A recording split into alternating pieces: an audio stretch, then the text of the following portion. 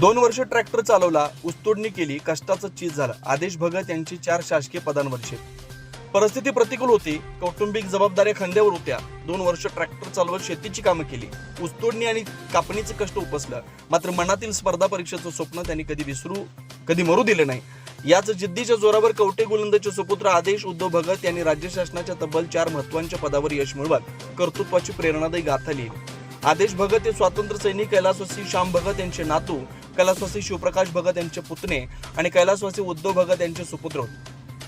देशसेवा, कष्ट आणि संघर्षाचा वारसा लाभलेल्या भगत कुटुंबातील आदेश यांनी आपल्या गुणवत्तेच्या जोरावर शासकीय सेवेत वेगळी ओळख निर्माण केली आहे.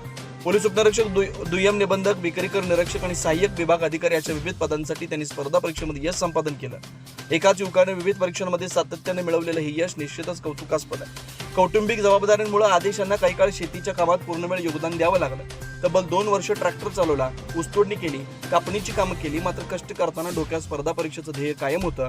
परिस्थितीशी 2 हात करत त्यांनी पुन्हा अभ्यासाची वाट धरली आणि मेहनतीच्या जोरावर एका पाठोपाठ एक यश संपादन केलं.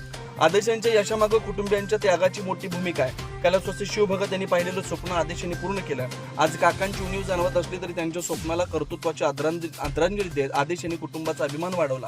परिस्थिती किती कठीण असो, ध्येय स्पष्ट आणि मेहनतीची तयारी असेल तर यश नक्की मिळतं. हा संदेश आदेश भगत यांच्या संघर्षमय प्रवासातून मिळतो.